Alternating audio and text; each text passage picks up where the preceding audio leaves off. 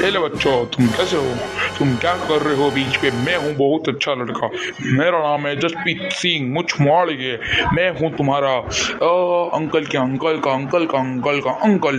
मैं हूँ तुम्हारा। ये बच्चों, कैसे बीच पे घूमने आए हो क्या मस्ती करने आए हो? बताओ बताओ यार बताओ। मैं मजाक मजाक पर नहीं करता, खड़े खड़े तो नहीं मुझता। ओ अरे अंकल की मजाक कोई बुरी मत मानना। हम हैं तुम्हारे पप्पा, तुम हमारे बेटा। हेलो अंकल, मुझे पता नहीं कि हम फिर यहाँ पर घूमने और मस्ती करने आए और आप मेरे अंकल के अंकल लगते हो क्या?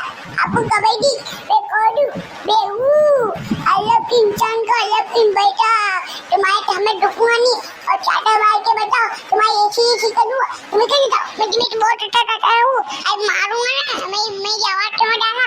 मैं बच्चा नहीं हूँ और बड़ा हो गया। अंकल कैसे? समझ में नहीं आ रही है मुझसे।